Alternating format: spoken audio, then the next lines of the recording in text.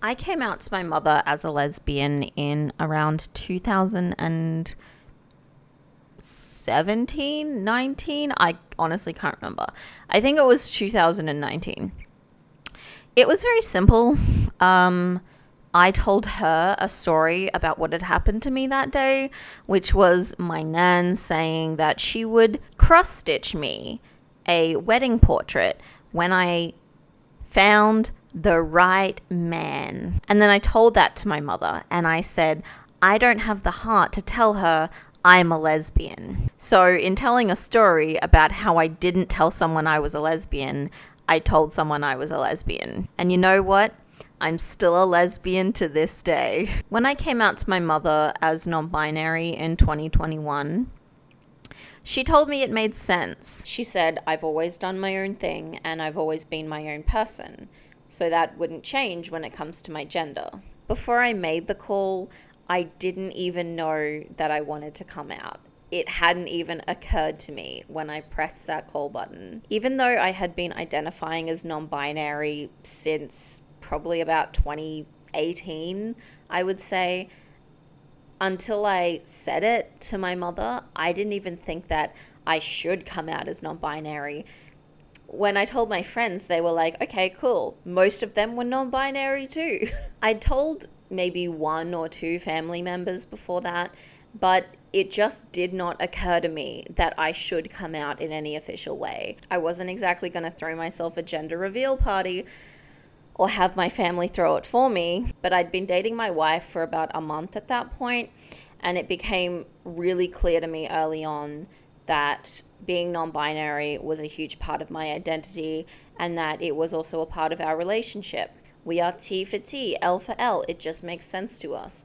So making that call and telling my mother that I was non-binary was like this huge weight off my shoulders. It wasn't so much a reveal as it was a shedding of baggage.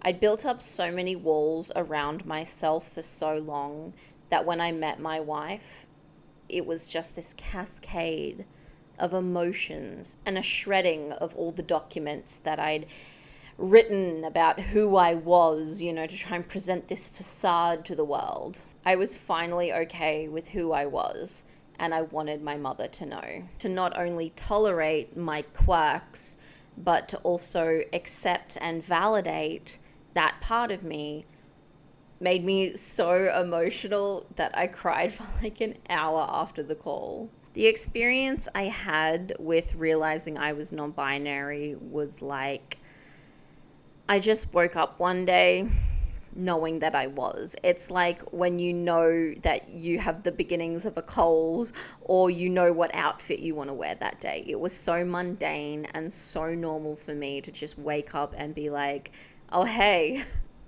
I'm non-binary. That's what this is. It was so simple. It was so easy. It was just this acceptance straight away. It was absolutely amazing. And I look back on it with such fond memories. May Martin in Feel Good has a different story. I honestly don't want to talk about it anymore. I just want to enjoy being in this beautiful furniture store with you. Hoggy Dunlop, weirdly, is her name. I think I'm transgender or like non-binary or whatever the terms are these days. As a recovering drug addict, May struggles with not only their addiction, but also their identity and their relationship with George, their oppressed English girlfriend. They think I have a boyfriend called Jonathan Crenshaw. He couldn't make it. He got stung by ants, by red ants. I'm gonna fuck my girlfriend with a strap-on, doctor. The name is a purposeful misnomer because they do not feel good about themselves or their relationship, except for the minute-long montage where they move in together at the start of episode 1. They are two very neurotic people who fell in love with the wrong person. This story is about how May's addictive personality gets them hooked on relationships, drugs, again and again. It just goes back and forth. They are rarely, if ever, happy. They are so neurotic that they can't let themselves be happy. And they clearly have ADHD and autism. I think anyone with ADHD or autism can tell you that. I'm not saying this about the actor, I'm saying this about the character. Mae Martin, the character, is very autistic and very ADHD. I just found out I'm super premature. You're in Narcotics Anonymous. Do not disagree with my mother about anything, okay? Which validates my theory about how all trans people have ADHD and autism, which validates my other theory about how if you have ADHD, you also have autism, and if you have autism, you also have ADHD. Fact check me on that one, Science Tube. Granted, I've only seen the first season, but I'm going to watch the second season because, this show it's good. It's in the title. It's good. In the last episode of season 1, Mae says that they might be non-binary. It might not be a coming out, but it is a revelation for the character. And considering they spend so much of their time giving themselves over in the service of comedy, it makes sense that they would have this revelation on stage and want to express it and work through it on stage. I don't know if that's typical of comedians to bare your entire ass to the world on stage, but, you know, you do you, boo. The first time I watched this series before season 2 came out, I was so pissed off. It was promoted to me as a lesbian show. And when I watched it, the fact that it had a straight love interest and the main character was possibly a trans man made me quickly realize it is not, in fact, a lesbian show. However, this show does not market it as such. I think at the time I was really interested in watching shows about lesbians where they weren't the L word and also dead. But because this show was advertised to me as a lesbian show and it didn't deliver, I was really pissed off. The other show that I watched that had also been promoted to me as being a lesbian show was about a self-proclaimed fat queer dyke who dated a trans man. I shouldn't have to explain that lesbians cannot be sexually attracted to or be in love with men. And trans men are men. If you're a lesbian who dates a trans man, you either are not a lesbian or you are fetishizing that man. So think about that for a sec. And that's okay if you're not a lesbian. Sexuality can be fluid for some people. I met a non-binary person who said that they were a lesbian and then they fell in love with a trans guy and then they weren't a lesbian anymore. That's how it works. You know, things can change.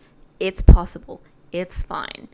I will talk about work in progress because it pissed me off so badly, but that would also mean watching it, and it's a terrible show. It is just about the most unlikable character. There's nothing redeeming about that character, and I don't want to see them suffer. It's not interesting to me. This show, however, is absolutely hilarious, and so I'm glad I watched it again for this video because it's so fucking funny. It is a hilarious train wreck, and Lisa Kudrow is just phenomenal. She is the cuntiest wasp you can possibly imagine. So the creator of Feel Good, Mae Martin, has come out as non-binary and says that they've dated guys before. More power to you, babes. I can't remember if Mae in the show ever calls themselves a lesbian, but the fact that apparently all their girlfriends are straight, and in the trailer for season 2, they call themselves an Adam Driver type, led me to believe that they are actually a trans man, or the character is a trans man, which is why I was pissed off that it was advertised as a lesbian show. But I honestly cannot remember who advertised it that way because this was, 2 years ago? But the labels you might attribute to these characters and this show and the labels that I attributed to it don't matter. This show defies labels. That's the whole point, is at every turn they refuse to label themselves. That might be confusing and confronting for younger audiences today who want to label everything, and I get that because I definitely went through that stage where I was like, what am I, until I realized I was a lesbian, and then I was like, that's what I am. And it all made sense. It all made so much perfect sense. So I'm not saying that you can't label yourself. I'm just saying that when I found the right labels for me, I realized that labeling myself was stupid. Or like the search for the perfect label. I know it seems ridiculous in hindsight. It's like the search for the perfect label to define myself by, the perfect box to fit in, was just as constricting as anything else. But the labels that I have found for myself are amazing and brilliant, and they fit me so well. But at the same time, it's like the labels that I choose are so broad. Like being non-binary, for instance. Me and May Martin are both non-binary, and we are completely different. They lean towards the more mask shade of the non-binary rainbow, whereas I clearly am high femme. So this is an amazing show. I highly recommend it. But if you're going into it thinking that it's going to be a lesbian rom-com, it's not. Avert your expectations. That's not what this show is. This show is not a lesbian rom-com. It defies labels. That's the whole point. What exactly are you supposed to call a show about a love story between a straight woman and a possibly lesbian, possibly trans guy, possibly non-binary person who is played and created by a non-binary person who loves all genders? Fuck knows, mate. Don't worry, I haven't forgotten about my promise. I am still going to do the Perfume Genius article. Expect that soon. However, I'm feeling a bit precarious right now because I had 104 subscribers yesterday. When I woke up, I only had 100. So it's possible that I may dip below that, but I'll still do the video because I did reach 100 subscribers, and that was my milestone. If you want to help me feel less precarious, then definitely hit that subscribe button. God, I hated saying that. Oh, I hated saying that so much. Follow me on Tumblr. Give me attention. Love me. Please me. Squeeze me forever and ever. And hire me to be your manuscript developer. Link in the description.